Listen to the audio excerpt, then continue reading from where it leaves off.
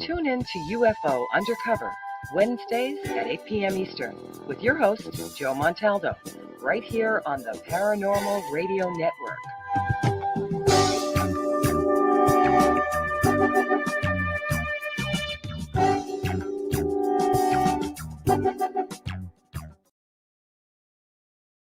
I had enough.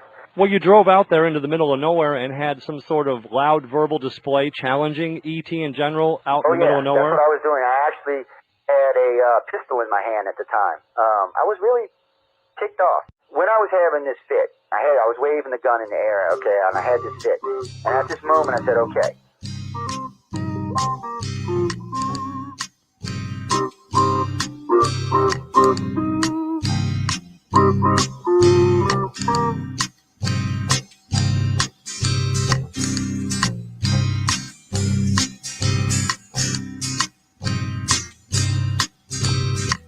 He was a Louisiana man named MONTALDO. Folks around called him Six Gun Joe. Worked with ICAR, don't you know? Investigating UFOs. Out for a drive with a gal one night, they stopped to check out the reporting site. When an alien lit right there on the ground, he commenced to throwing his weight around. Now, old Six Gun didn't take too kindly to that kind of thing, especially without Vaseline or anything like that, you know. Seriously. Well, Six Gun looked that critter right in the eye and said, "Any last wish before you die?" Yo, reached for his gun, quick as a twitch, and said, "Fill your claw, you son of a bitch." Welcome to UFO Undercover, with your host, Joe Montaldo.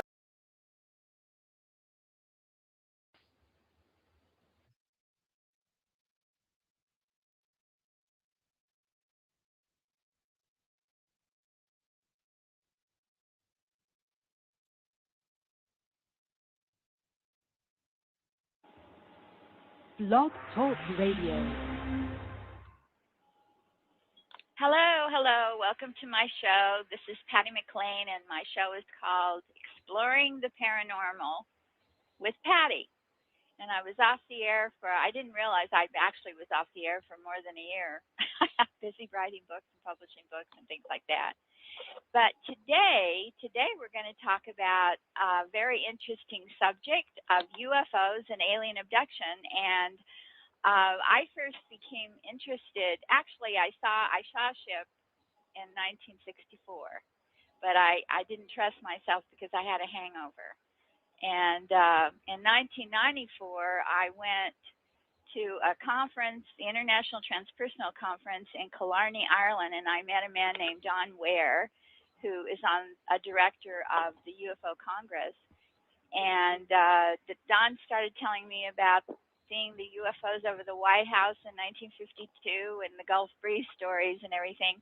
But my guests today are Joe Montaldo and Jason Williams of the International Community for Alien Research. So welcome on board, guys. Come on the show. I'm sure you have a lot more interesting things to say than I do.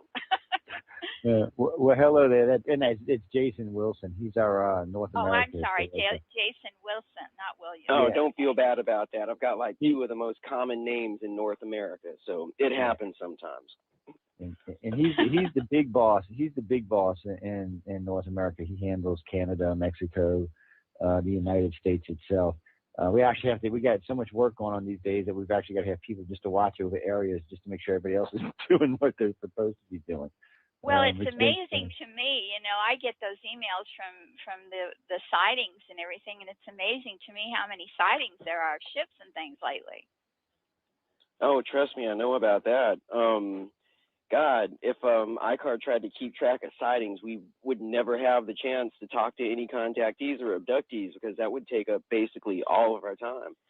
I mean, that's one of the misconceptions that are out there about the entire field. There are a lot of people that think that UFOs and alien contact are, you know, pretty much the rarest of the rare things, which, you know, while I'll say they're not exactly quite commonplace, but they're a little bit more, this kind of thing happens a little bit more than most people would expect.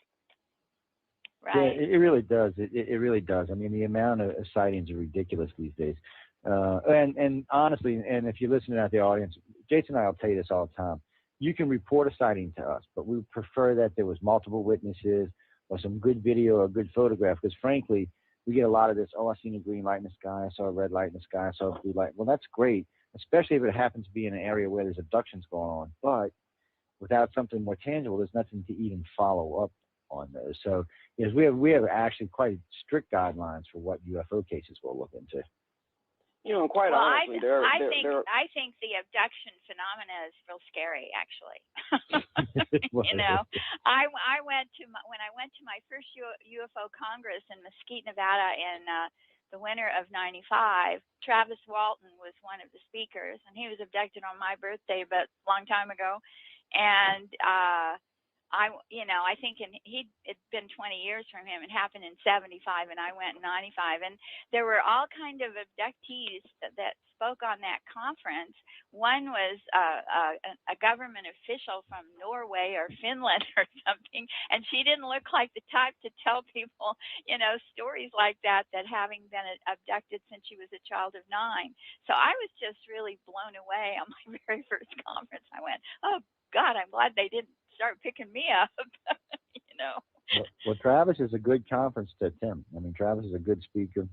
I've had him on the show a couple of times. He's really an eloquent speaker, and he's more convincing because of the way he speaks. But the man's passed away, Jason, 5 lie detectors now. Yeah, I mean, Travis Walton. I mean, his case has been vetted just about as, you know, good as any case possibly can be. Didn't they keep him like 3 or 4 or 5 days or something? Yeah, we're working on. Last time I talked to Travis, I think they kept him for 5 days, if I remember right. And I mean, that's really yeah. But see, scary. Travis actually, when you break down his contact, he's actually describing 2 events. Him and I talked about this on the radio on my show UFO Undercover one night. He was I asked him, I said, well, Travis, don't you think maybe that they knew you were there and they were coming for you, which kind of freaked him out a little bit. And then I asked him, I said, well, tell me about the humans in the hangar, because he was describing what we would consider an everyday aircraft hangar, not a spacecraft, but just regular, you know, on the ground aircraft hangar. And he got to talking about these humans in these encounter suits. So we're not exactly sure. We know the first part, at least the first few days, was definitely alien. But when him and I were talking about, he may have been handed off to the government the last day or 2. And it's real strange. That's even scarier.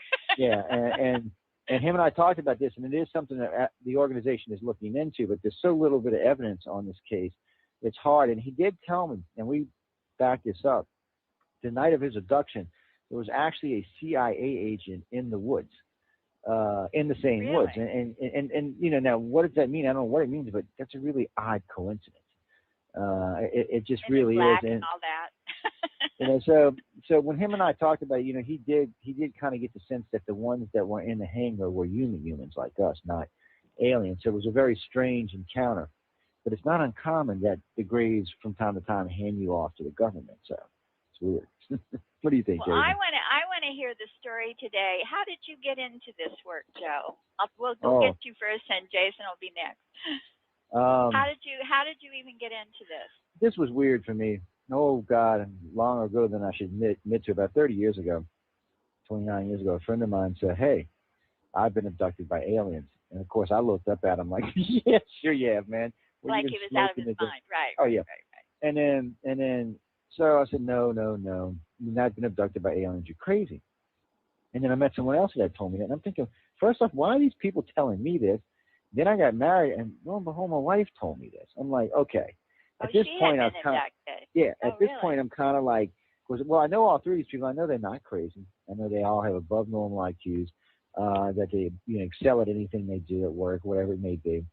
And I'm thinking, and none of them wanted to go public with this. I'm like, why in the hell are they telling me this? So I got to looking into it. By the way, at that point, I still thought they were crazy. For about 5 or 6 years after that, I really thought this was some kind of psychological thing that jumped from one to the next. Oh, that's cool. Let's do this. And then I realized, because I started talking to a lot more people, that it wasn't. I was like, well, wait a minute here. There's something really going on here. And then when I really started pushing to the envelope to see what it was, we started having weird stuff happen around the house. Weird things were going on all the time. So at that point, I realized this was a real event. You opened a can of worms. Yes, and at the time, I kind of regretted it. I don't now, but at the time, I kind of did. And but it was freaky. And now, 30 years later, yeah, I mean, see, for me, and for most of the people in our organization, we're not looking for UFOs. We know ET's here. All we're trying to find out is what the hell do they want with us and what are they doing with the contactees. It's not an argument for us anymore, is ET here? We've seen enough evidence, or seen it ourselves, that we know this phenomenon is real. So at this point, it's about, more about what are you doing here? Why do you have boots on the ground in our country? Why are you taking our people? And what's going on with all this, and what kind of long-term program is this? Because it's, at least 30,000 years plus old right now. So, we're really more interested in this kind of.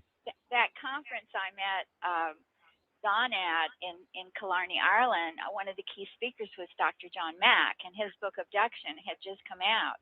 So that was kind of my introduction to that subject at that conference, and then I heard Mack speak later too at some of the smaller UFO conferences. But I just think it's terribly intrusive. I do. Don't you think it's intrusive? Yeah. It is, definitely. What about you, Jason? How did you get into this weird stuff? Well, basically, as far as the alien abduction topic, or, just aliens in general went, before I had a sighting of an interesting vehicle, I'll just put it like that. I'll explain here in a little bit.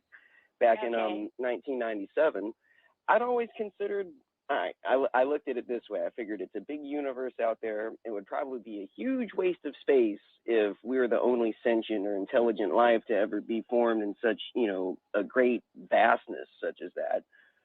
Well, I never really considered the alien topic. I figured, yeah, they're probably out there.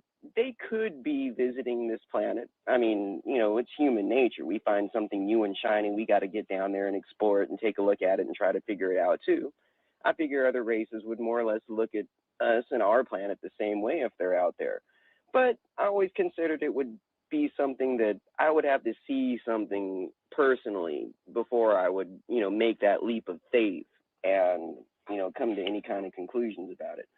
Well, it just so happened in 1998, I graduated from college in 97. This was my first semester at school. I was an engineering and computer science student at the University of Texas at the time, lived in a small little town called Oakwood, Texas, kind of in the middle of nowhere, like 400 and something people live here.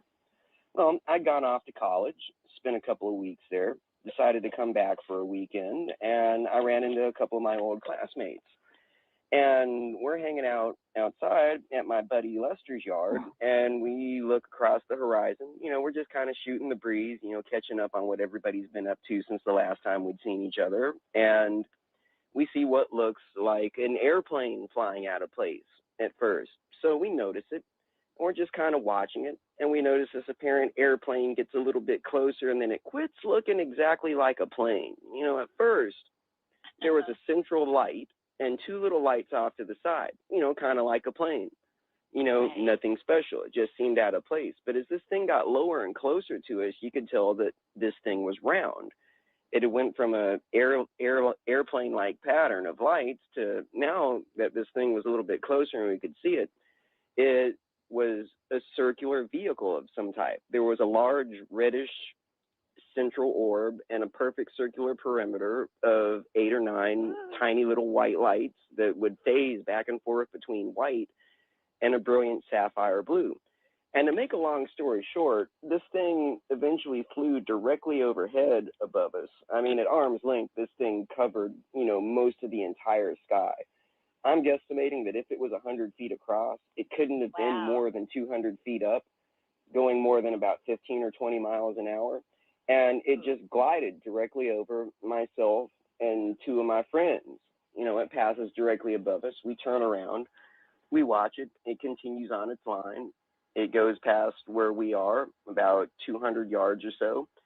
and it starts to make a slow banking turn. I mean, this thing was completely and totally silent. It seemed to break all the rules of aerodynamic flight as I understood them. This thing was going way too slow, and it was way too quiet to be any kind of, you know, technology that we've employed here on this planet. So this thing goes past us, it takes a turn, and it starts to go off into the woods. Well, I certainly wasn't expecting this, and I was just in a state of complete and total awe and amazement after seeing, I mean, this was something that's not supposed to exist. I just saw the most brilliant thing I've ever seen in my life glide over me ever so gently, you know, go past us and then take a left-hand turn. Well, it starts going, you know, towards a patch of woods. And at this point, we were at my friend Lester's house. He got a little bit creeped out and just kind of went in the house. And he went in the house and he slammed the door. And me and my friend Joe, not this Joe Montaldo, but another Joe that I knew, you know, we're outside. We just watched this thing. I'm like, dude, get in the car. So we hop in my car, and I drive Dukes of Hazzard for a little while. I know which way this thing's going. I know this little side road that, you know, I can kind of cut through the woods on, little dirt road, bust out onto the right, onto a bigger farm road, and I would be able to see this thing. Well, I lost this thing for maybe 20, 30 seconds, certainly no longer than a minute. You know, we had caught back up with it, and it was no longer the circular formation of lights anymore. In that less than a minute that we had lost this thing, it had apparently changed its form into, this thing was just now one big, gigantic, slightly pulsating ball of white light. I mean, just this giant sphere of white light was now about a quarter mile ahead of me, traveling perpendicular to my path across this road. So I stopped the car, I turn it off in the middle of the street, and we're watching this thing go across. You know, it's moving from right to left, going across my apparent horizon. I don't know, I'd have to guess maybe still about 150, 200 feet off of the ground. It's just going across the sky. It reaches a point and it stops, and it just kind of hovers there for a while, you know, getting brighter and a little bit dimmer, you know, sort of pulsating a little bit. Then this thing starts descending slowly. And to make a quite long story short, well, it descends, it reaches a point where, you know, this thing's close enough to the ground that I can see some of the outlines of the trees between me and this thing. And I'm about to lose sight of it. So I'm about to have to move the car so I can get a different vantage point on this thing. Well, at the exact point I went to start my car, nothing happened to my car, but this thing just disappeared, went out like it was like a switch had turned it off. It was there 1 second, and then click, it was gone. They had a but what cloaking was device. weird? Well, what was weird is my car never started. I mean, it's like the entire electrical system of my car did not work. My headlights never came on. My dash lights never came on. My stereo didn't come on. Click the dome light, it didn't work. The only thing that would happen is that my car would sit there and it would crank the starter motor, but I wasn't getting any spark or any fuel or anything. You know, the motor would turn. I mean, that was precisely it. So we pushed the car off the side of the road. You know, we're about a mile out of this little town. We're thinking about going ahead and hoofing it back in because, you know, I'm an engineering student at the time. I'm thinking electromagnetic pulse. My car is dead. Every transistor in it's fried. It's never going to start again. I'm about to walk, you know, thinking that. We push the car off the road. I'm about to walk back into town. And then we notice 3 fighter jets swoop in from 3 different directions, you know, moving low and fast. They reach this point ahead of us where, you know, this thing last was, they fly a little spiral expanding search pattern for maybe 30, 45 seconds. Then they turn around and zip back to wherever they came from. And the only thing I can infer out of that is that somebody saw this thing on radar and they saw it disappear, and they must have thought that a plane had gone down or a helicopter had gone down, so they sent somebody to take a look, didn't find anything, turned around and went back. Well, after the jets came and disappeared, you know, my car was just deader than a doornail. I'm thinking it's going to be dead forever. Well, I get back in it, I turn it on, I start it, and the car runs like nothing had ever happened before. Nothing had ever happened to it. Wow. And, you know, pretty much that's what got me involved in this entire field. Would. I guess it would. So it changed your path rather abruptly, huh? You can definitely say that. Well, and then, you know, after that, you know, I'd seen the most amazing thing I'd ever seen. I mean, this was, you know, something that definitely qualifies as paranormal. I mean, hell, if you want to look at it this way, it was an X-Files moment, Right. you know, pretty much. But this happened to me, and I wanted to look around and see what this thing was. So I get on the internet, and I mean, I must have read tens of thousands of sightings reports, but never came across anything precisely like what I had seen. And that got me on to some of to people that had claimed that they were alien abductees and contactees. I mean, I didn't even want to consider the fact, well, you know, especially since I believe I had just seen, you know, one of their vehicles. I certainly didn't want the abduction phenomenon to be true because, you know, they very well might have gotten me. But it wasn't until I started talking to, you know, certain contactees out there that, you know, some of these people who claim that they were actually alien and had alien contact, these were the only people out there that had seen something in the sky that was consistent with what I had seen. Oh, I see. You know, and from that point on, you know, I wanted to debunk the whole abduction theory. You know, I did not want this to be true. I wanted these people to be completely and totally full of crap. But you know what? It took a little bit of time, but I've come to the conclusion that, you know, something is happening to me and these other people out there. And like Joe had mentioned earlier, I mean, you know, I had looked on the internet and tried to find a bunch of things like that. You know, I find some of the typical, you know, abduction and alien contact stories. And I hear weird things like somebody says that they're the chosen one that, you know, has been picked by contact by the Galactic Federation Council of 12 or something like that. And that, you know, there are space brothers. Little ego going on there. Yeah, and you know, I guess the point I'm trying to make here is what you hear from the average contactee out there on the street that isn't trying to go public or isn't trying to make a buck or isn't trying to promote some kind of dogma. It's vastly different than a lot of the information that you find out there in the field, and that's one of the reasons that ICAR exists. I mean, we're more or less a republic of independent researchers and experiencers that have come together to try to, you know, get our case out there. And quite honestly, one of the main reasons I'm involved in this is we're trying to find other people that have been involved in this phenomenon. I mean, everybody's a jigsaw puzzle piece. I mean, once we can work a little bit of the mosaic together, maybe we'll come down to some answers. Well, I'm a psychic, and I've had out-of-body experiences, you know, and seen spirits and heard spirits and all that kind of thing. And when I started going to the UFO conferences back in 94, 95, some of the related stories sounded like astral to me, sounded like interdimensional beings, maybe, you know, walking through walls and that kind of thing. That's kind of like on the astral plane. But are some of these people like extraterrestrials, and some of them are from the inner dimensions? Well, the Greys have the ability to be both. The Greys can come and go with the dimensions, huh? Yeah, they actually, when they take some of it contact, sounds very astral plane to me. That it's just like the things we do in our dreams when we're in the astral body and passing through walls and stuff like that. Our astral body would pass through a wall. You know, maybe they can change the molecular structure of our physical body to do it too. I don't know. A lot of that stuff we consider to be non-physical abductions. See, the Greys especially, they have the ability to put you in rooms you can't tell if it's real or not. They can actually take your consciousness and the essence of what you are and upload it into their computer system, and then actually put you where we would consider a hologram room or something. But it's often this is getting weirder and weirder. Yeah, none of it is actually real. That's why in the metaphysics fields, we find a good chunk of people who are in those fields actually turn out to be contactees, because it's one of the reasons they're drawn to those fields. They're looking for answers in this. But a lot of what a lot of people consider to be astral plane and a lot of things is what we consider a non-physical abduction.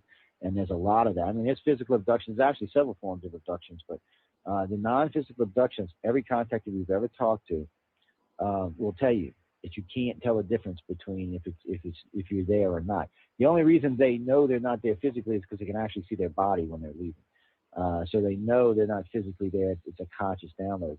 It's like the downloads when they download information into your head. There's a lot goes on, a lot more than most people will ever even realize in this particular subject matter, but they really do have the ability to basically take you out of time and space. We have contactees that come back with like 3 weeks worth of hair on their legs or their face. They've been gone for 3 weeks, but as far as anybody in their family is concerned, they went to bed at midnight. Now it's the morning, they're home. They've just all of a sudden got all this extra hair growth and stuff. Now, when you regress them, and you'll find out there's 2 or 3 weeks worth of memories there. They actually physically took them out of our time and space and put them back at the same time. It's just, the body was physically gone that long. But in that realm, not in this one. It's a strange thing. And really, we think the dimensional stuff is directly related to the researchers, because there used to be missing time all over the place. I mean, that's actually one of the founding things for an abduction case was missing time. That's not true anymore. Today, there's a lot more. It's a lot more sophisticated, and there's a lot more to look into when you're trying to find out if someone's been taken or not, because they do looped memories where they use your own memories against you. They take you out of physical time and space, so there's no missing time anymore. There's just little weird things that let you know that something happened. It's a strange thing. Well, Patty, you had a good point too about a lot of the. Well, I'll just put it this way: as far as psychic abilities, starting with empathy, even going up to astral projection or remote viewing or and things like that. Right. I'll just put it this way: I don't know a single contactee out there or an abductee out there that isn't at least empathic. Quite honestly, a lot of these abilities that you had alluded to are honestly possessed by a lot of the contactees. That's myself, what I understand. I've certainly had experiences with psychic phenomenon and the like. I won't exactly go into them right here because I take up the rest of your show with that. That's kind of almost another topic. But I kind of look at it this way: if certain humans have the ability, maybe all of us have it, but we don't know how to tap into it. That's another one of those interesting little conundrums out there. But if we've got the ability to remote view, to astrally project ourselves, either physically or mentally into other locations, I just have to look at it this way. Those are some tools that are at our disposal. Some of these extraterrestrial beings and races, for all we know, they're billions and billions of years older than we are. And they appear to possess the same psychic phenomenon and abilities that a lot of humans do. Only they've been doing it a whole hell of a lot longer than we have. So, right. In that case, I think it would make perfect sense for them to use those tools that they have such a mastery of. If you have a piece of information to convey to somebody here on Earth and you're on a different star system or a different dimension altogether, what would be more economical and efficient? To actually jump over with the vehicle into our realm to convey some information to us, or to simply, just use psychic abilities to do it? Well, I think everyone's psychic. I've been a professional clairvoyant for 46 years. So I've been doing this for a very long time. And I had remote viewing experiences. I was, at one point, I met Dale Graff, who was the head of Project Stargate. And I didn't realize he was trying to recruit me to be a remote viewer. But interesting. Yeah, but we were meeting at conferences and listening to people like Deepak Chopra and, the consciousness people. And one night he mentioned he had a wife at dinner. I know he didn't have a ring on, and I thought, what is he taking me out for, and he said, well, have you ever had any experience with remote viewing? And it was when I was at my first UFO Congress, and I think it was February of 1995, it came out on the TV that he was the head of the government's remote viewing project. And I thought that's why he was after me. He wanted me to help be a psychic spy. And I'd be a lousy psychic spy, But I didn't realize, and then I had a holistic center in Camden, Maine for a couple of years, and Dale came up and taught a class on dreams for me, and Don Ware came up and taught a UFO weekend for me. but it was like very interesting that he was, and he asked me if I'd remote viewed at the time, and I actually didn't realize that I actually had remote viewed. And that's one of the stories that's in my memoir called Cosmic Conspiracy, Psychic to the Rich and Famous, and it's on Kindle, and it's in Barnes & Noble and Amazon and everything. But I did have a remote viewing experience years ago, but I won't relate that now. But, and I don't have any conscious memory of being abducted. But where do you think most of these abductors come from? Who are they? Actually, Patty, group? Well, I've got a question to ask you regarding remote viewing, because you're probably a little bit more of an expert or a little bit more aware of that particular field than I am. I mean, I believe that I've experienced remote viewing. I didn't do it consciously. It's almost like I was drawn into observing things. And anybody that's listening to your show, anybody that has had alien contact can probably relate to this experience, and I want to ask your opinion on it. All right. We've noticed with contactees that, I mean, things seem to happen in batches. I mean, here at ICAR, we've talked to literally thousands of people that have either had or claim to have had extraterrestrial contact. And the way I kind of keep tabs of things is I've got a core sample group. I call them my usual suspects of about 24 people or so. And, I just have them I'll check in with them, see how everything's going, or if they sense that something's, a little bit out of the ordinary, I ask for them to report these incidents to me. And this is an extremely common incident, and I've had this experience myself. All right, you're lying in bed, you're trying to go to sleep, you start to phase off, you start to feel yourself drifting away, but you get yourself caught in that twilight between consciousness and something else. You're aware of yourself lying in bed, yet you start to phase into another scene that, is more or less happening in front of your face. And right. One very common instance is somebody will be lying there, and it's like they'll see snippets of somebody. It just seems like some random person, doing some random thing in their daily life. It's like you'll watch this person for a couple of seconds and you'll like fade off, and then the next thing, they're having a clairvoyance. That's clairvoyance. Yeah, you're looking at somebody else. I mean, it's almost right. as if, I don't necessarily want to blame extraterrestrials, but all of these people during the exact same time frame are having these similar experiences, and I imagine that's sort of what remote viewing is kind of like, even though these people aren't doing it intentionally. Well, what I did was intentional. I had been taking meditation classes with an astrologer friend who unfortunately ended up being one of the 900 victims in Jonestown. And but she was teaching me what to do, what they call rise in the planes through the different planetary dimensions of consciousness. And she was dating a man she said was a double agent. Okay. And she hadn't heard from Dennis for some time, and he hadn't written to her. I was living in California at the time, and she wanted me to go to the Uranus level of consciousness and contact Dennis. And I said, I can do that? And she said, yes, of course you can. She said, your chakras are more open than anyone else I've ever met. So I just trusted her. She wanted Dennis to get in touch. She said, tell him to get in touch with me immediately.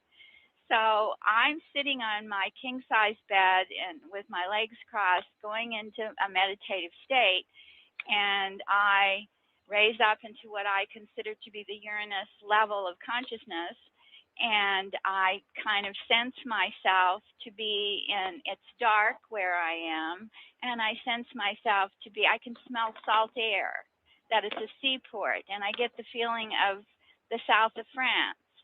And I'm a Scorpio, I'm pretty willful anyway, and I send a mental message I figure I must have contacted Dennis, and I said, you must write to Tish immediately. And it was all mental. I didn't say anything out loud or anything. And then when I felt like I'd accomplished that, I came back down through the planes back into my body.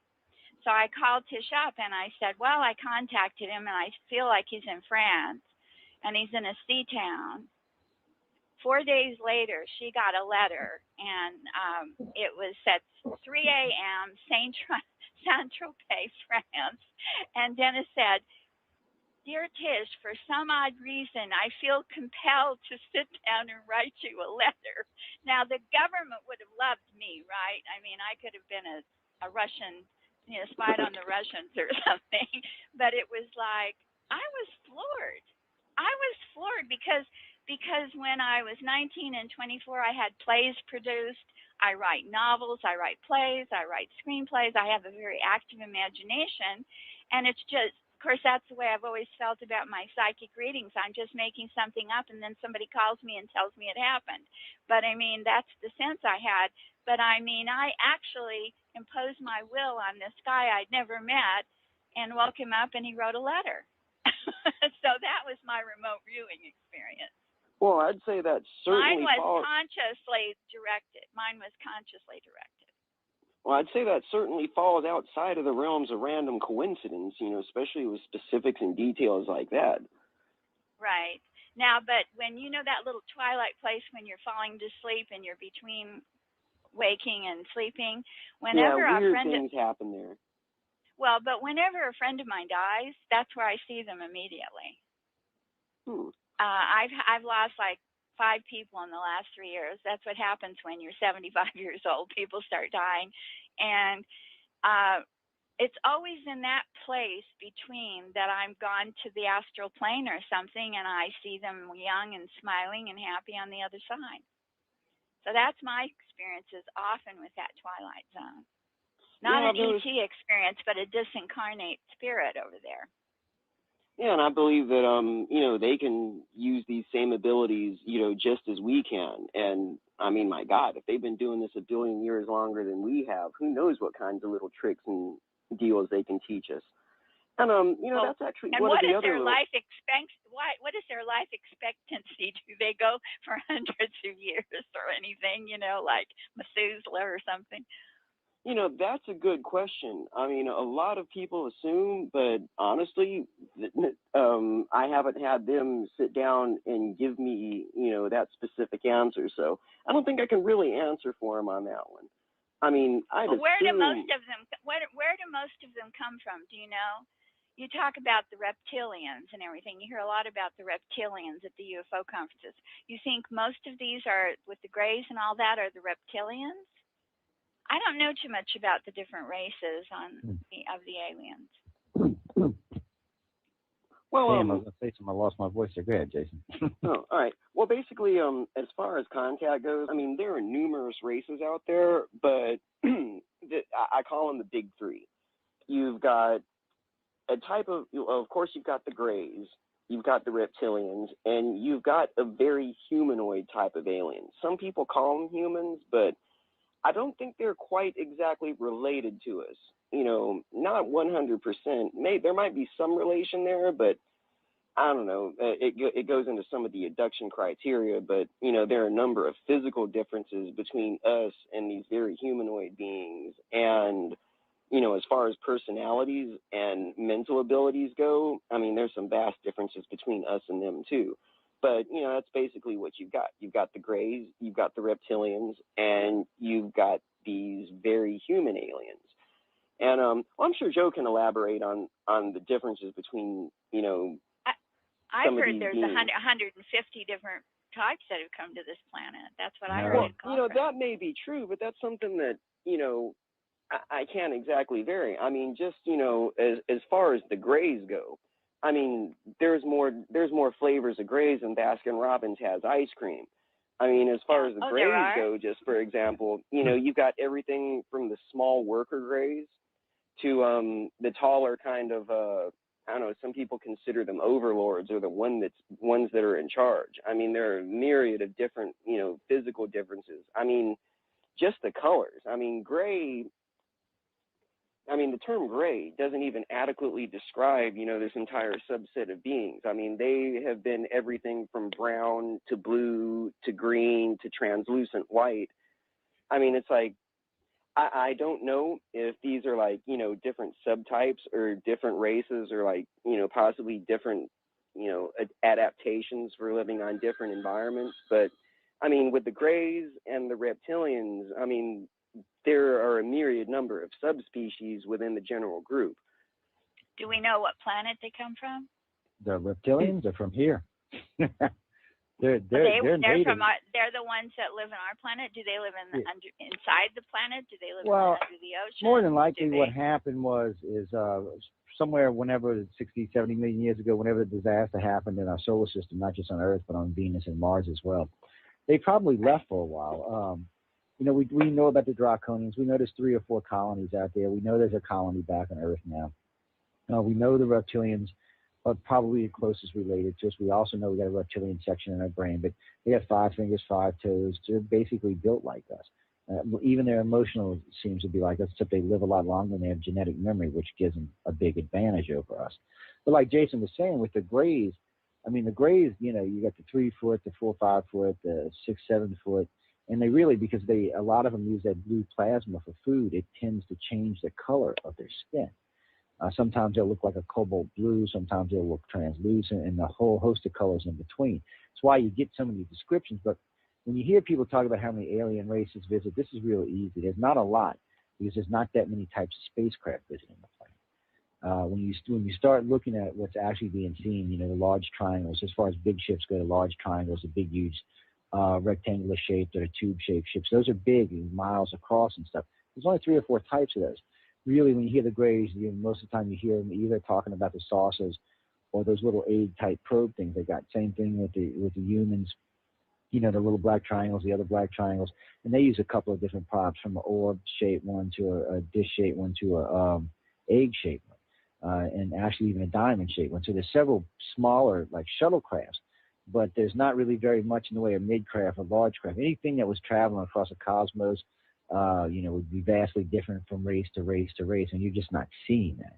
What you're really seeing is about 6 major visitations to this planet, and from what we understand about the Greys, you can't even come here unless you have their permission, and they're just not into it. They only came because of the reptilians and the humans. We're going to probably get in a damn war over us 6,000 or 10,000, whatever, how many ever years ago it was, when you know, Sumerians get in a great deal about this. The Sumerians what talk about what about Zachariah Sitchin? I was going to say, are the Greys the one who engineered us to be slaves to begin with? Actually, the humans are the ones that created us as slave race. The Sumerians get into this in great detail. So do the Egyptians. There was a race that came here. They built these 2 great white dome cities. They couldn't breathe the atmosphere of this planet, so they created a race, not us. They created a race like themselves to rule over the planet. That race created what the Sumerians call the 7 creations of man, with the last creation looking just like we do today, but they weren't really sentient in the fact that, you know, they didn't ask why they had to do stuff. They said, the Sumerians talk about this, they said the reptilians used to come in, steal their women, rape their women, and bring them back. Those women would have children. They said those children were vastly different from the children that came before, meaning that they wanted to know why they had to plow the field. They were the ones that engineered the revolution. They became the sentient. They became us, the race that's here today. That's the one with the reptilian section in its brain. That's us. They gave us our consciousness. They're the ones that made us get up and rebel against the human slave race in here. And then since then, the Greys came and got involved for a couple of reasons. One, the reptilians and humans were about to get into it over the planet, because the reptilians consider this to be their world, and they consider the humans coming here to be basically invaders. Now, since we share DNA with them, they're not going to wipe us out because we're like cousins to them. You know, and they're funny about family, much more than the other 2 races are. But they you know, the reptilians directly they directly intervened on our behalf. See, everybody wants to paint them like Zachariah wants to paint them as bad guys, but that's not true. If you look at history, they've intervened on mankind's behalf many times. Even in the Christian of Adam and Eve, it's the serpent that gives Eve the apple of knowledge. She becomes self-aware. She's no longer standing naked in the world because she realized, oh hell, I'm standing naked in the world. Let me put some damn clothes on. She became a self-aware species at the time. This story dates back to the earliest time in our creation all the way into present day. It permeates into every culture. So we know there's something to it, and we know that the reptilians and the humans are probably what created us today. And then the Greys getting involved, and this is what worries me more than anything else. if it is true that we are part human, part reptilian, and then the Greys intervened and actually added their DNA, we're a very special, very unique species. Well, we know we're very special. So we have to be very careful there, because they may see an outcome long term that they may not like or they may like. So I really think they're sitting here watching us now. I got to say that when we test telepaths, it's not in the general population. I know a lot of people feel that way, but and this is the easiest thing to do. Go get the card test. Go to your local mall, set the cards up at the table, and start having people go through your mall and have them take the test. You're going to find that about 85% of them won't even get 50-50, which they should, because they're playing the odds. Won't even get 50-50. There is no psychic ability in them at all. But it's one of the reasons that the aliens abduct the people they abduct. Those are the ones most closely related to them. Those are the ones with the psychic abilities, empathic, telepathic. And I got to be honest with you, we don't even look at a contactee unless they're empathic.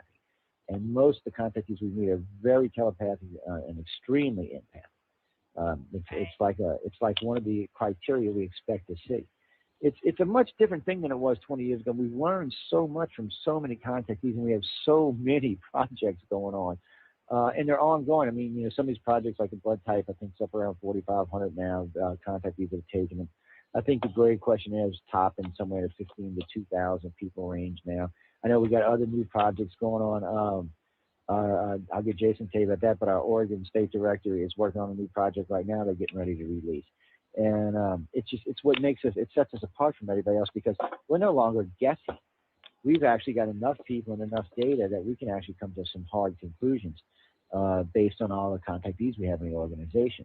I think it's like 17,500 now, and I think the membership probably, last time I counted, we were like at 31 or 32, but I imagine since then we've been doing a lot of radio and stuff, probably up quite a bit from there. Our goal is by summer of this year, or summer of next year, to be over 50,000 members strong, which makes us by far the largest UFO organization. We are the largest legitimate UFO organization. Do you have conferences too? No, we want to. We just haven't had time to work it out. We want to do one out of Atlanta because we got some friends up there with the Marriott that want to help us out. And then we've been talking about doing some mini conferences here and there. Now, I have been talking with some people about doing one in Arkansas and one in Tennessee at Memphis. But man, my problem is just like Jason says, our time is so finite these days. Between the radios, between my regular career, because I own a construction company in New Orleans, between that, the radio station, and the International Community for Alien Research, I have next to zero free time. So it's just getting all the people. You're a pretty busy fellow, huh? Yeah, it's just getting all the key people. And this year is going to settle down a little bit. The organization's kind of getting itself a little better reorganized, so we'll all start seeing a little bit more time. And we do have a lot of friends that want us to get into this. So sooner or later, I mean, we were trying to get one going this year, just didn't seem to want to cooperate. But I imagine we'll have one going next year. We might even get one, a little mini one going off by the end of the year, but it's tough. Yeah. Well, there's someone in the chat room named Northern Light. She's with me almost every week. She says Nobel Prize winner Francis Crick, who discovered the double helix DNA, launched a theory that we were seeded by aliens from outer space. And of course, he was ignored by the establishment. Isn't that interesting? Do you know about that? They definitely Francis do Crick, not. you know about that? Yeah. Okay. Yeah, they definitely do not want us to be thinking about, hey, they don't want anything to do with aliens. They don't even want to even remotely go there. I mean, it's just not even something they want to do. I mean, anybody that follows science has heard of Watson and Crick, and the fact that that's really interesting. Northern Lights. I'd heard some rumors about that theory, but I haven't been able to find anything that would confirm that. But as for being ignored by the establishment, hey, that happens each and every single day. I mean, I'm involved in the alien abduction research field, and if you want to talk about being ignored by the establishment, well, yeah, it happens. Where do the reptilians do they mix with us? Do they live in our cities, or do they live separate from us? I don't think any of the aliens are really walking amongst us. I mean, maybe some hybrids out there. There's quite a few types of hybrids out there, but I heard we'd been infiltrated in order to help lift consciousness on the planet. But well, it could be, but it's the thing of it is see, that's another problem. You have to judge all these aliens by their actions, and their actions are not honorable.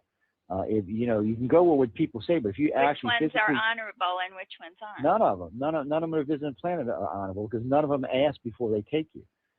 Even though they may have good intentions. I mean, I'd kick them in the slats myself. Well, but what I'm saying is, even though many aliens, contactees would like to, trust me. Oh yeah, well, I'm sure quite a few have tried actually, but I mean, I've even known people to pick up guns and other sticks and boards and stuff, but it's not going to help. I mean, there's not much you can do to them. But the thing of it is even with them trying to help us, because they do try to help in some areas. Bottom line is they came to this planet uninvited. All of them. It doesn't matter what race you're talking about. They came to this planet uninvited, and it started taking citizens without asking.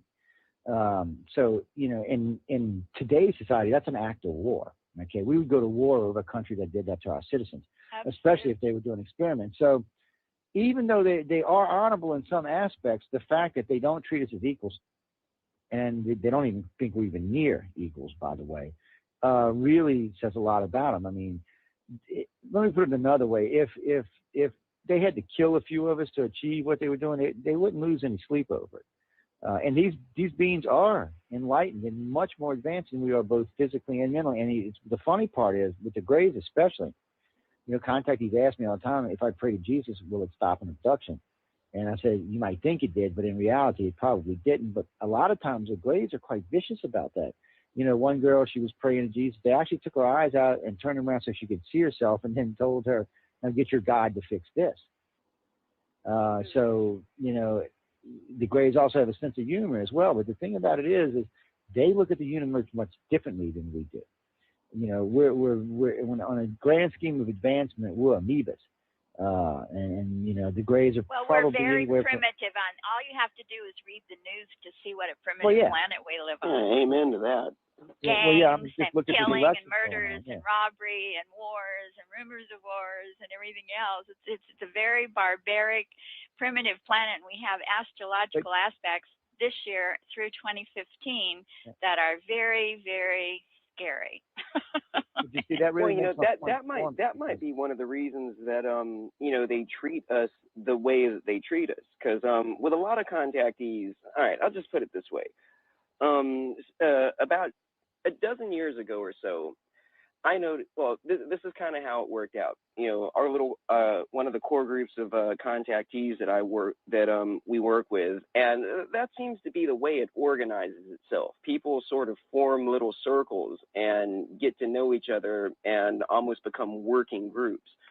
And whether these people are aware of it or not, they all get abducted and also have non-physical contact experiences at precisely the same time. And one of the first times I noticed this was a group of about a half a dozen contactees all experienced the exact same dream.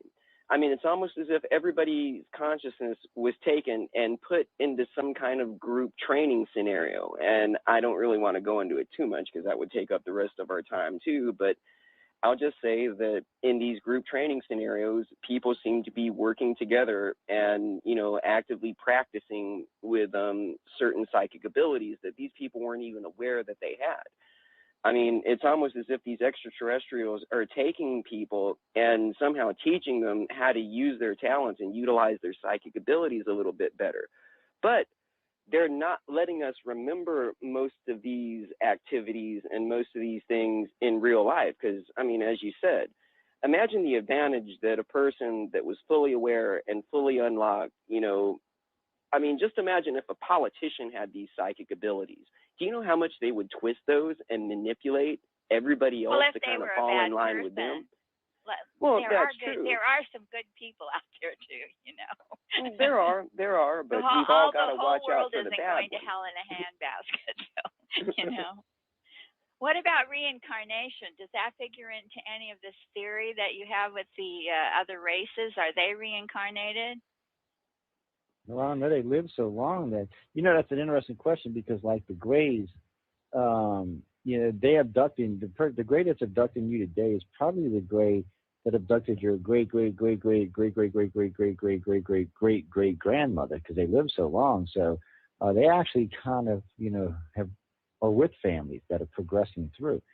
So if reincarnation is real, the graves are actually watching humans as they do it. For them, it's kind of interesting because they get to stay with us so long, with one family line for so long. But I tell this to people all the time because, a lot of people write to me and tell me how good the aliens are and they love us and they're here to enlighten our species and stuff. If that was true, because they've been here at least 30,000 or more years, we would be the most enlightened species in the universe, but we're not. We're at each other's throats. So it shows right there, either they're causing the problems or they're not willing to intervene on our behalf. Because it's easy. I mean, come on, let's be honest. If the alien showed up tomorrow in mass, this planet would unite like nothing we've ever seen before. I mean, we'd become one big happy family because now we would be humans against the rest of the universe. Stuff like black and white and all this other stuff would just kind of fade away because now we got somebody else to worry about. So we would become, instead of Americans or Russians, we would be humans. We'd be Earthlings, and we'd be a much different world. But they're not even willing to do that. So you got to wonder what's really going on here. And I tell people this to be cautious because they're here for their agenda. And, humans are egotistical, so we always have to make things about us. But a lot of what's going on here is not about us. It's about them. And people need to remember that. And it's not so much that they're here to wipe us out or anything else, because this is a true statement here. If they were here to conquer the planet, they would have done it thousands of years ago when there was hardly nobody here. If they were here to unite and help the planet, they would have done it 1,000 years ago when it would have been easier, when there was very few people on the planet. You could have united it quite easily and gave us the technology and kept us united. They didn't do either one of those scenarios, which suggests they're here for their own agendas and to move forward as we move forward, but they're not willing to intervene on man's behalf. I mean, come on. They could easily fix the problem in the Middle East or in China or any of those things. They're not willing to go there at all. Are they going to try to keep us out of nuclear war or something like that? Nope. I don't. For them, they don't even care. If we wipe the whole planet out, it's not even a big deal for them. They have the technology to clean the planet up pretty much with no time at all. So they're not even worried about that. Remember, you always hear people say, "Oh, we're going to kill the planet." No, we're not. The planet will be here long after man's gone at the rate we're going. You're not going to kill Earth. You might do it some damage, but it will recuperate. I mean, come on. This is the third evolution of life on this planet, or fourth. There's been 3 great extinctions prior to us. So this isn't even a big deal for Earth. It's got at least 3 billion years before the sun goes red giant. So it's got plenty of time to start over. So I tell you all the time, careful there. What about what about ETs working with NASA and the space program and all that? Oh no, they're not. You think that's true? No, they're not even interested in that little raggedy space program. No, as far as NASA goes, I mean, we're still basically using World War II technology. I mean, everything we basically owe the entire space program to Werner von Braun and the Nazi V2 rocket ballistic missile project. Right. But I'd like to say that if extraterrestrials were involved with NASA, I mean, we'd have. Well, of course, they say that there are certain non-official branches of the government that do, or possibly not even the government, of some earthly entity that has like these advanced technologies. But I mean, I don't think we'd still be riding, basically guided Roman candles and bombs into space if we had some alien technology. And I wanted to go back to the reincarnation question that you asked, which is a really good one. Yes. I mean, I can't answer definitively as to the whole reincarnation question, and especially concerning these extraterrestrials. But I will say this, though. I know an awful lot, a large number of contactees that they do claim that they have some memories of some type of past life that was not lived on this planet and, wasn't even lived in human form.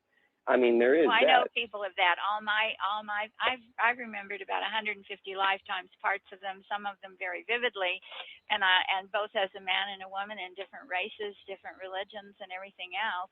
But my memories have all been here. But I know of other people who remember of being in other systems, other star systems. I've had some experiences like that too myself. They come in the form of dreams, really interesting dreams, but I mean, they certainly fit with a past life or a snippet of an existence from some other place or some other time. Now, another aspect that you have to consider regarding reincarnation is, of course, there's always that old saying that any technology that's sufficiently advanced is indistinguishable from magic. I mean, for all we know, these extraterrestrials may be able to save somebody's consciousness and the essence of who they are, record it somewhere to a computer program and drop that off into a new body once the old one starts to wear out. I mean, the reincarnation thing kind of becomes a little bit iffy if you've got technology that can more or less, replicate essentially the same thing. What about the baby hybrid program that they talked about back in the 90s, that when I was going to conference? The hybrids are interesting. Here's something for all your listeners to think about, and this always gets everybody really confused, and I love doing this. Okay, you got the Greys got a hybrid program going on, right? You got the humans got a hybrid program going on, and you got the reptilians have a hybrid program going on. So let's say, okay, so now you've got children that are alive on a planet that are hybrids that are left here. In other words, that they're close enough to us that they could go back with their real family. They didn't have to stay on board the ship, but they're still technically hybrids. So that one marries a reptilian hybrid, and they have children. So now you've got a gray reptilian human hybrid. Now that one marries a human aliens hybrid, and they have children. So now you've got a human reptilian gray. Now it marries back to another gray hybrid, and they have children. Every time this happens, they're creating a new species every time. So what they've effectively done is they have entered a new section into our DNA that, frankly, you can start to see there's starting to become a gap in society. If you're watching what's going on in our country right now, there seems to be half the country seems to be quite well educated and quite intelligent, and the other half of the country seems to be completely moronic. Like they've just become sheeples and they just follow without any real question at all. It's kind of scary to watch, actually. But you're starting to see a split in society. And just recently, the government, about 2 years ago or 4 years ago, when Bush was still president, they had done a survey, and they found out about 20%, 15 to 20% of the children they were testing between the ages 5 and 15 had above normal IQs, which is quite a bit up from past studies. It also happens to fit about what we think the population of abductees are, around 15%. So it's really interesting to see these things starting to correlate. And it's like the blood type thing. No one can explain why South America and Central America are 99.9% O blood, and why the majority of contactees are Rh negative, when Rh negative only makes up 15% of the world's population. See, we're actually finding patterns now. Yeah, we're really seeing things. The organization has got into some stuff now that really makes a difference at the way you look at this and the way you understand what's really going on here. Because a lot of what we considered to be paranormal or metaphysical or new age has turned out to be part of the contact scenario. And it's like a UFO. For us, it's a little different. People say everybody sees UFOs. That's not true. We'll use Mexico not everybody sees them. I only saw them once. but what the point is, you can be in New York City, and there'll be a UFO sitting over the city. Now, there's 8 million people in New York City. Maybe a million, maybe half, maybe a quarter, whatever. That is probably the amount of contactees that are in that city. Mexico City, that UFO hovered over that city for 24 hours. The mayor seen it, the police chief seen it, all kind of people seen it. Over 1 million people reported seeing it, but there's 22 million people in Mexico City. Why didn't the other 21 million see it? See, we learned something early on. ET ships can stay invisible. They don't ever have to show themselves, ever. So if you're seeing them, there's actually a reason why you're seeing them. They're not showing themselves randomly. There's a reason why they're seeing them.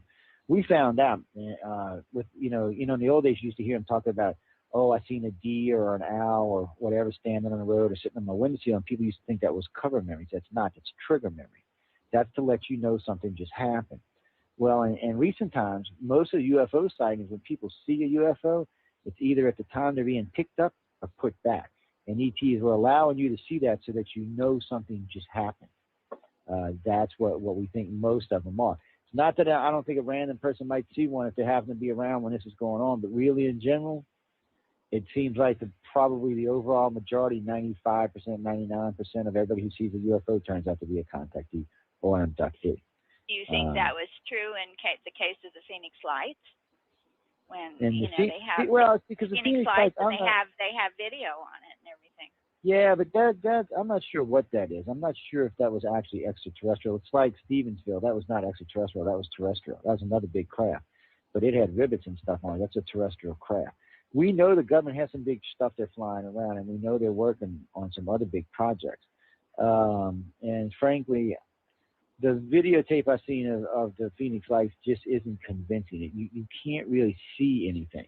It's lights, and you don't know if it's single aircraft or if it's a group of aircraft together or if it's something else. If it's something big, because I know some people told me they were underneath it and they could still see stars, which means you could see through it. Now, I'm not thinking, most of the time when you hear people say they look up, whatever they're looking at blots out the stars, even though it's black, it still blots out the stars. You can't see the stars. So that was kind of a leery thing for me when I heard that. We take this really serious, and we do hardcore investigations and stuff. We're not like MUFON and then where, oh yeah, well, it's probably extraterrestrial craft based on what they said Stevensville was, and we found out. First off, it had rivets on the craft. There was chase planes there. This is typical U.S. military stuff. The way when we have top secret aircraft flying, we fly chase planes with them. Riveted aircraft. I have never ever in my 30 years of doing research heard of a UFO with rivets on it ever. It just doesn't happen that way. You're not going to have a ship that can cross interstellar space that's got rivets in it. It won't be able to withstand the pressures. We find out that a lot of these turn out to be extra. I mean, us, not anything else. So you got to be leery. And with Phoenix, I've talked to a lot of people out there. Bruce McAbee and I had several discussions about this. And Lynn Kitai and I had several discussions. I got friends that live in Phoenix. We've had several discussions about it. And they tell me there was something there, but even they're not sure if this was what kind of object this actually was, because you could not get any real sense of shape. And if it was as big as the light spread was, which would have been a couple of miles across, you should have been able, when it crossed over the city, it should have blocked out all the light above it if it was actually a physical craft. And that's not what people reported. So actually, since there was a moon out that night, it should actually even cast a shadow where the moon was, and it didn't. So see, like I said, we really investigate stuff. We don't go say we do. We just actually do. And we've rewritten cases over the years, like the Betty and Barney Hill case, and the Allagash case. Not the Allagash case, the Kecksburg case. I'd bet you money Kecksburg was also some type of military craft. The way it was just coincidental that they described this acorn-sized craft about the size of a semi-truck, and the Russians described losing an acorn-sized craft in space about the size of a semi-rig. So those things are just too coincidental. You have to take them for what they are. The Russians lost a probe. We picked it up, and we didn't want to tell anybody what it was, so we blamed it on ET. There's several times the government has used ET to hide stuff, because it's, when you hear ET, you think, oh, well, they're crazy. We're not, and they're not going. Nobody's even going to look any further than that. They're just not going to. So it gets used a lot. But I don't want people to get the wrong idea either. A lot of what's flying around out there is ET. It's just usually you're not going to see them. Well, where are their bases? Where are their bases? You guys must know, right? Well, I'm sure there's one or two on the planet. There's probably one. You think they're inside a mountain or under a lake? I'm glad you brought that up. I was talking with my French director about this a while back. There's a mountain in France where, what is it, like 50 or 60,000 people are at the base of this mountain. They done created a little town down there waiting for ET to come out of the mountain. Oh, I don't know. Is that part of that Riel group, Jason? No, I don't think that's tied to the Raelians. The Raelians are kind of a little bit different. But, Patty, actually the hybrid question, it may very well be possible that to some degree, everybody on this planet, every normal human as we consider them, might be a hybrid themselves. Because I've got this theory that, you got mitochondrial DNA. Mitochondrial DNA mutates at a fairly stable rate. So, it's basically a good time marker. It's a pretty good time marker. And based on some research into mitochondrial DNA and some of its mutations, it's pretty much hard science. There was a genetic bottleneck that happened in the human race between 80 to 100,000 years ago. That nobody is exactly sure how big the human race was before this point, but through mitochondrial DNA research, we know that something knocked down the human race to a population between 6 and 10,000 surviving humans, which, given 80 to 100,000 years, that's the smallest genetically viable population that we have that could produce the amount of people and the genetic diversity that we have today. And you have to take a look at that. I mean, there's no other real mass die-off that can actually explain that bottleneck. I mean, the closest that mainstream science can come to is the Toba supervolcano explosion. You know, that happened roughly at the same time, but you kind of have to play with the timelines a little bit, you know, to make that explanation for it work. It doesn't exactly jive if you really look into it. And you just have to think, if somebody wanted to manipulate the human race, and either through, you know, intentionally or through some other reason, the population's knocked down to about 5,000-6,000 people. If you wanted to introduce some type of genetic program, or possibly, you know, some type of long-term genetic program, that would be the perfect time to do it. If you've only got 5,000 people left, you could see, let's say, extraterrestrial genes A through F in a certain number of the population. These people would eventually mix and mingle and interbreed with each other, and pretty soon alien gene A would meet alien gene F and produce another subset, and so on and so forth through all the generations. Who knows? Maybe we're a science experiment or something like that, and the contactees that are being contacted now by extraterrestrials, you know, are the products of this experiment. And it's just one of those interesting theories out there. I mean, something did almost wipe out the human race that long ago, and if I was going to introduce some type of program like that, I'd think that would be the perfect time to do it. Oh, Jason, while I'm thinking about this, I just heard November call. I was with the phone. Of course, I believe in reincarnation, so I don't care. I know there are spiritual masters. I've met spiritual masters. You know, that's another totally different subject. There is what you call the right brotherhood and those things, and they're not ETs. They're higher vibrating beings on an inner dimension. So the only thing that I ever observed with the UFO community that really amused me is that they were real conspiracy theorists, and that they were very much a paranoid group, you know. But I look at the spiritual side of things too, not just you know, you can't give people readings and tell them when people are going to be born and die and get married and get a job and everything for going on 47 years and not believe in consciousness beyond what people experience every day. So. Oh, I agree with you. I mean, I think that reincarnation is something that happened. I mean, I can't definitively prove it, but I would go out on a limb. You can't prove love either. It's one of those ephemeral things, you know. True. I would go out on a limb and say that, you know, I have some little snippets here and there that I could attribute to some type of past life experience that I've observed, that I've lived through previously. I mean, you're definitely right about that one. I mean, it's, oh man, and the conspiracy theorists, that's one of the reasons that ICAR exists, because, you know, as you alluded to, quite honestly, they're rampant in the UFO community, you know. Well, it's almost like these poor people, they want to blame everything on the government. I mean, it just kind of gets ridiculous when you've got a lot of people that are sitting here having these extraterrestrial contact experiences, and then you have some expert on the internet out there saying, no, you're just being snowballed by the U.S. government. It's Project Bluebeam and mind control, and none of this crap's happening to you. The government's so evil, they're doing everything. You know, you just kind of see a lot of people in this field that they look at it with a particular dogma, and their dogma completely and totally dictates what their views on the subject are going to be. And, you know, this is what I say. Anybody out there taking a look into the field, you know, look at it objectively. You know, take every piece of information that you come out there, you know, take it with a grain of salt. There are a lot of people out there, even most contactees, and Joe can confirm this one too, that I would have to say a contactee with a high level of recall probably remembers only 10% or so of the things that have actually happened to them. I mean, ET's doing what they're doing, and they want us aware of what's going on, I believe, but they don't want us to have the entire script and the entire plot.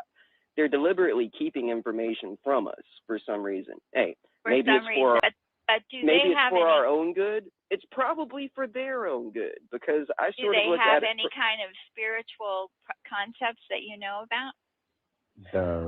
The reptilians do. See, it's hard because like in Star Trek, that Roddenberry proposed, the Star Trek stuff and all that. But with the Greys, you've got, they really work for the light beings. And, you know, if you look at our society and what we consider to be a god, that's what the light beings would be. I mean, they can travel through time and space without a spacecraft. They can probably create by will and thought. They can manifest themselves in pretty much any shape or form that they want because they're pure energy. So right. if for us, if you're looking at them, you would think they're God, even though they're not. But they're probably, I mean, every description we've ever been given of God, they would fit it quite easily. Matter of fact, all the miracles from the Christian Bible, the Greys can reproduce quite easily. So, I mean, I watch hard. Ancient Aliens. I watch Ancient Aliens. Yeah. You know?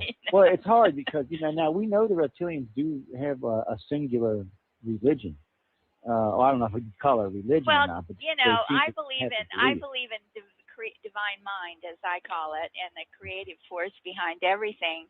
But I can't believe that we're the only ones that were created in the grand scheme of our universe. If you just look at our universe and the fact that there could be multiple universes and parallel universes and everything else, because I love Michio Kaku and all those physics books too, then, you know, there has to be all kinds of creation out there in different forms and all of that. So what do the reptilians look like?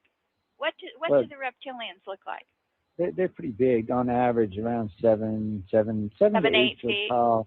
The males probably upwards of 5'50", the females around 4'50". But the alphas, both the alpha males and alpha females have tails.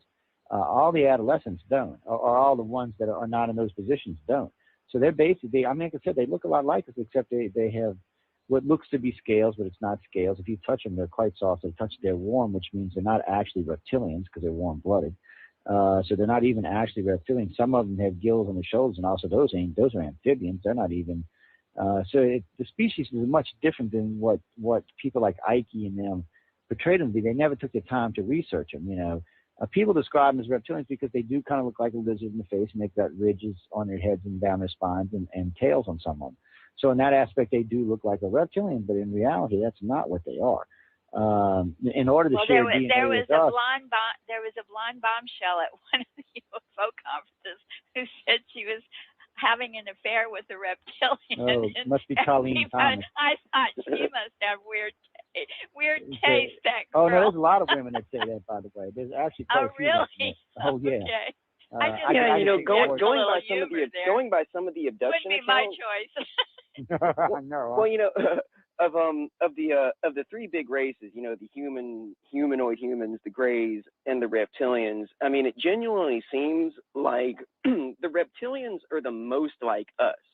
I mean, it's almost like you can understand how their emotions and, you know, just the way that they carry themselves works. I mean, they really act more like humans than either the Greys or, you know, even the human aliens tend to. That's just one of the observations. And as far as reptilian research goes, you know, going back 20 years ago or so, there wasn't very much information about these reptilians. I mean, especially like, I'm sure you remember back during the 80s with, you can give Whitley Strieber a lot of credit for it, but there almost seems like there was... I want to do a show with him. I'm going to try to get him on a show. Whitley's an interesting person, and I got to give him credit. We probably wouldn't be here in this field if it wasn't for some of his work. I mean, he more or less came out in the mid-'80s, and it's like, blam, all of a sudden extraterrestrial contact was put out there on the stage for everybody to see, and people actually started considering it. But and John Mack, when he thought everybody was having a psychosis, and he did all of his interviews of the abductees, he found out that a lot of them actually had very spiritual experiences. And that's what a lot of the they weren't crazy. You know? Well, that's kind of the path that I went down. I mean, I'd seen that UFO, and I kind of wanted to prove that alien abductions were wrong. I wanted to find the fatal flaw in all of these people and be like, aha, there's crazy. There's no chance that them or me are being abducted by aliens. But you're right. As Dr. Mack concluded, I mean, he was one of the first big names in there. I mean, what was he, a tenured professor at Harvard, I believe? Yes, Princeton? He was, right, yeah, right, Harvard. right. You know, he was one of the first people, you know, with tenure and credentials in his field to actually take a look at this subject, and he came to much the same conclusions that I have, that These Right. people I have aren't his crazy. book. Yeah. Yeah. And in fact, there are, these things are going on. I mean, I have to give Well, him. he thought it was. You see, I look at my personal view toward reincarnation is our chance for spiritual evolution of our souls. You know, we can backslide, but we hopefully go forward and learn our lessons and refine our nature in terms of reincarnation. So, you know, that's why I wondered if any of the ETs believed in rebirth or anything. You know, honestly, and I think the it's interesting to me that a lot of the abductees do believe in reincarnation.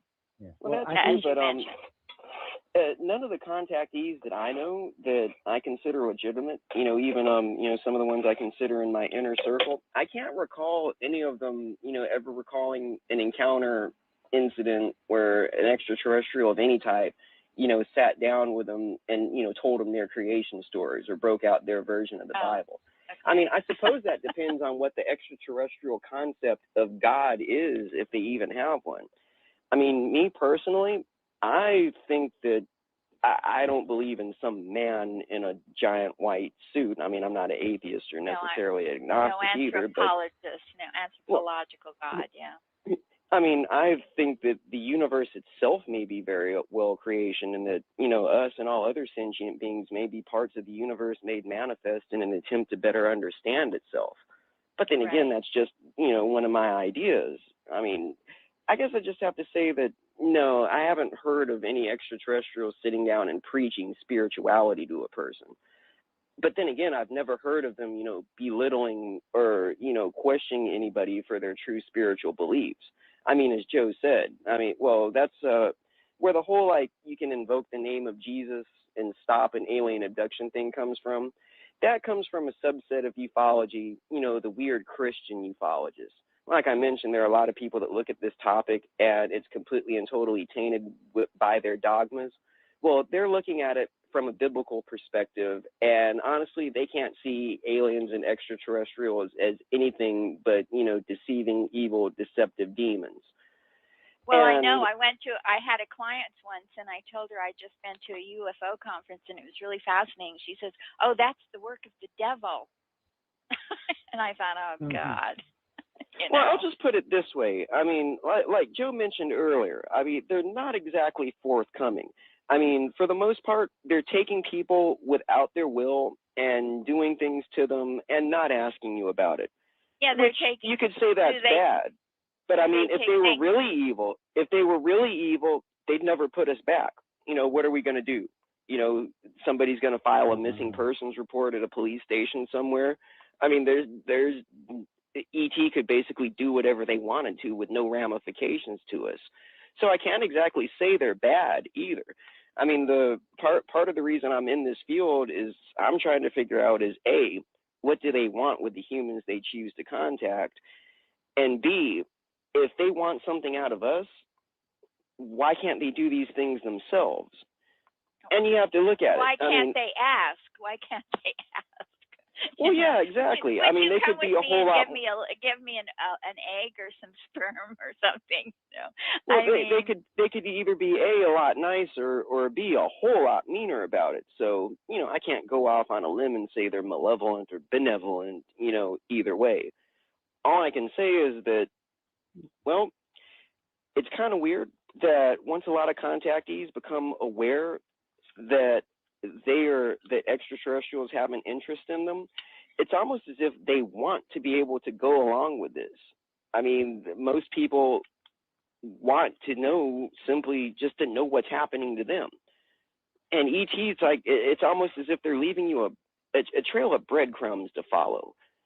I don't know, it's kind of weird. I'm assuming there's got to be a method to their madness somehow. I mean, I hate being able to not answer questions in absolutes, but I mean, even the people that are experiencing this phenomenon, there's a lot that we don't know that we're trying to figure out. But neither one of you have been abducted, is that correct? Well, I would never say that. I would never say that. Couldn't go there with all the stuff that we're involved in. I'll put it this way.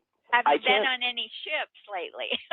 I can't say no, I haven't been abducted. I mean, the way it works with me is I have a lot of what I believe are cover memories, just like almost fake scenarios that sort of melt once you, sort of see through the illusion of them.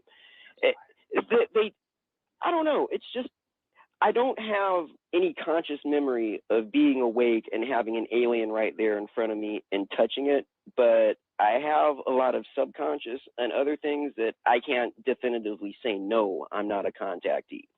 So I guess you'd have to say, yeah. Yeah. Well, I'm glad they've left You me were alone. ineligible to receive it. Is there something you guys want to say to wrap it up here? We don't have that much time left. I see that. We're just running out fast. Yeah, where'd the time go? Yeah, it's really been interesting, though. I mean, what would you say is the most important aspect of your work? I'd have to say the most important aspect of our work is there are people out there that, well, first off, how do people contact you? The website is icar1.com. Yes, yes, ma'am. That is one of the ways that's you the can one get to that us. Joe gave me online today. Mm-hmm. I mean, you can get a hold of us. Contact. You can get a hold of us on Facebook through Pal Talk. We use a lot of the social media, trying to get the word out there. I'd have to say the most important part of our work is that, look, if you're out there and you either know or you believe or have some strong reason to believe that the extraterrestrials consider you a person of interest and have contacted you, look, all I'm saying is you're not alone. There are others out there that are in completely and totally the same boat, that we're all trying to figure out what exactly is going on with us here. And that's really what ICAR's main goal is, to raise awareness of the topic, to find other people that have had these experiences. And once we got enough of the puzzle pieces together, to ultimately try to finally put a picture together of what exactly is going on here and why they're interested in us. That's what we're all about this for. I mean, do you want to give quite out a honestly, phone number? Do you want to give out telephone numbers? Oh, go ahead, Joe. Actually, you can do 504-273-7379. That rings into our Skype system, whereas there's a record. There's another number actually on the ICAR website. It's our abduction and sighting line. It drops into one of the voice services so that we can review them and call back. Also, any one of, I have 8 Facebook accounts and a MySpace account, so you can reach us on any one of those. Jason's on Facebook. Almost all of our directors are on Facebook. Before we go to Jason, why don't you plug November's project real quick? Because she called while we were on the air. I heard her voicemail come in. Yeah, we've actually got a couple of things. November Hansen is our Oregon State Director, and she's also our Director in charge of research projects. She's got 2 projects that we are getting ready to go ahead and launch and make public. One of them is a dream survey. One of the things that we've noticed is that a lot of the information that people get about their contact experiences somehow manifests itself through dreams. I mean, you got dreams that are random babblings of the subconscious. You've got dreams that are entirely something else, and especially concerning that little twilight in between awake and asleep phase. We've got a survey that asks specific questions, regarding people's dream experiences, the amount of information that they receive from those. And we're trying to flesh out a little bit more statistical information about people who are also in the twilight phase. It's one of our projects that, the dream thing is very important to most contactees, and we're trying to get a little bit better of a handle on that. And November's also getting ready to launch our ICAR event tracker. As I alerted to earlier, the way I've been doing research previously in the past is, I've got a number of people that I'm in contact with. If anything weird or wonky or significant happens, I would like them to report it to me. I've been keeping it all in my head, but now with the ICAR event tracker, we'll actually have that on paper in a spreadsheet. And instead of me giving you my impressions on hearing things from a few people, I'll actually be able to give you some statistics and some data to show you who, what, when, where, and how is experiencing these things. I mean, it's an evolution of, basically what I'm doing, which is something that needed to be done. It really is too. I mean, it's a great project, but you know, an ICAR has at least another dozen. We have the Greys, the Reptilians, the Humans, the Blood Types, MILAB. There's at least another 7 or 8 projects running concurrently with these, and these all stay ongoing projects. We don't ever shut them down, which means data is forever coming in. As long as the organization's around, we'll be accumulating data. I can tell you this: there's never been an organization like this one before. There's no one out there doing what we're doing right now. No one's ever taken on the amount of studies or even come close to dealing with the amount of contactees.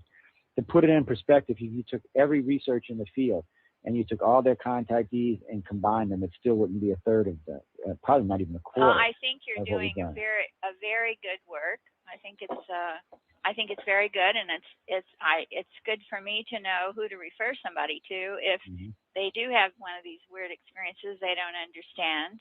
I have had quite a few. I have a chapter in my memoir called UFOs and the Alien Presence, and it has some interesting stories in there. And part of it had to do with how one of my friend's husbands, who was in the insurance business, was flown out to a secret location in the Nevada desert. He said there really were aliens there. So I guess our government is working with aliens too, but they don't. They're involved.